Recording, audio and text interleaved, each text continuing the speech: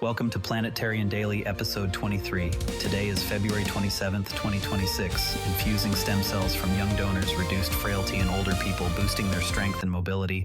Infusing stem cells from young donors reduced frailty in older people, boosting their strength and mobility. Let's dive right into that one because it's hitting close to home for anyone thinking about aging gracefully. According to New Scientist, researchers infused mesenchymal stem cells from young donors into older adults, and the results showed real improvements in mobility while dialing down markers of frailty. This isn't just about feeling a bit peppier, it's targeting the root causes like chronic inflammation and weakened tissue repair that come with age, going beyond what diet or exercise alone can fix. In the trials, participants saw boosts in strength and daily function, which is fascinating because it suggests we could be looking at therapies that add healthy years without relying on pills or grueling workouts. What stands out here is how it's addressing aging at a cellular level, potentially reducing the burden of age-related decline for millions.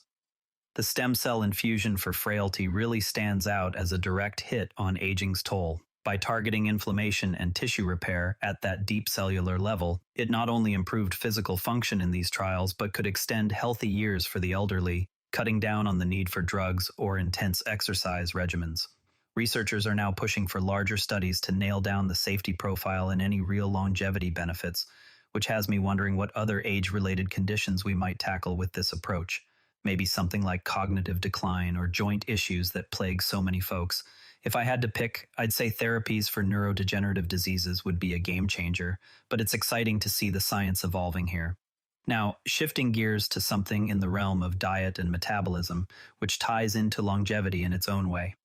Science Daily reports that researchers found restricting two specific amino acids, methionine and cysteine, in the diets of mice led to a boost in energy burning through what's called beige fat, which generates heat, much like what happens when you're exposed to cold.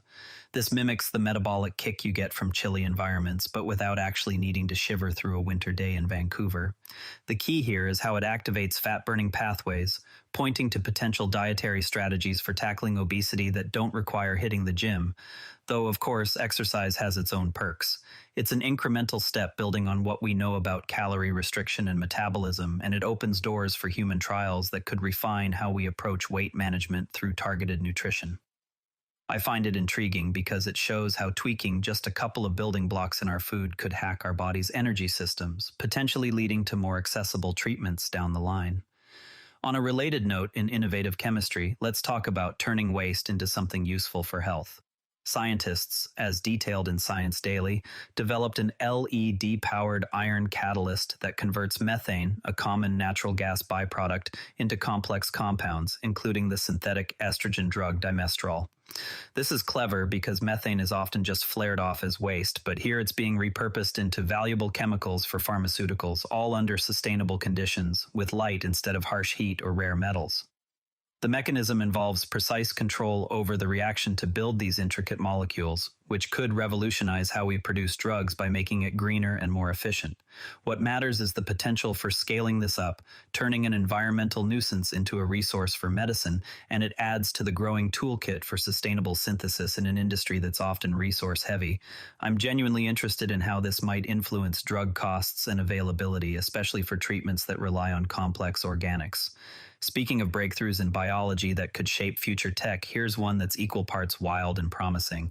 New scientists covered how human neurons grown on a chip were programmed to play the classic video game Doom, learning to navigate and interact within just a week. These brain cells, integrated into a biocomputing setup, responded to electrical signals representing the game environment, essentially forming a living neural network that adapts like a simple AI. It's advancing the field of biological computing, where organic matter could handle tasks more energy efficiently than silicon chips, with implications for everything from prosthetics to low-power AI.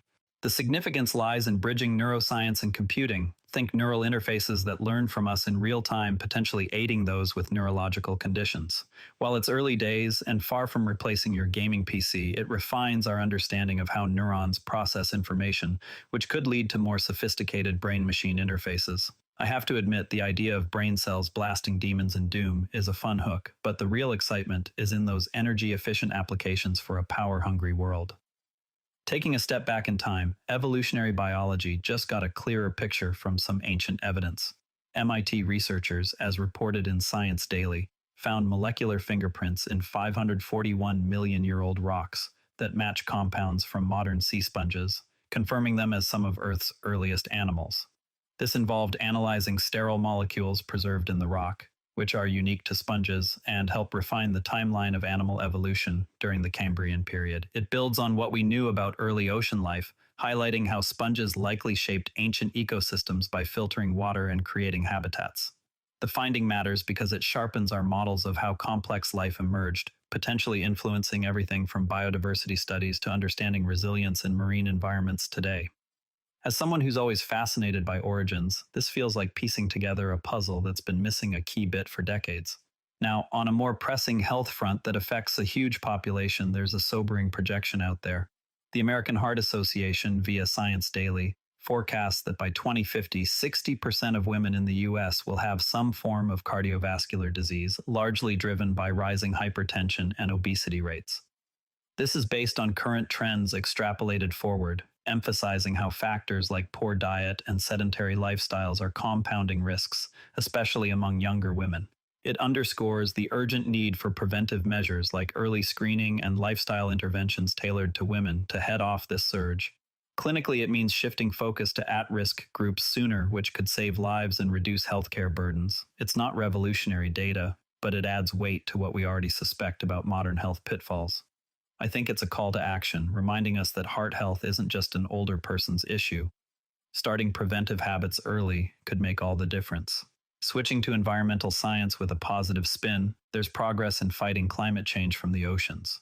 New scientists detailed a trial where adding 65,000 liters of sodium hydroxide to the Gulf of Maine safely removed 10 tons of CO2 from the water without harming marine life. This ocean alkalinity enhancement boosts the sea's natural ability to absorb carbon, acting as a geoengineering tool that's been tested on a small scale here with monitoring for ecosystem impacts. The results support it as a viable method for carbon capture, potentially scaling up to help mitigate climate effects alongside reductions in emissions. What it adds is evidence that such interventions can be done responsibly, focusing on safety for wildlife, which is crucial for broader adoption. It's encouraging to see practical steps forward in climate tech, especially when they're grounded in real-world trials like this. And circling back to developmental health, a story that's particularly hopeful for families facing certain birth defects.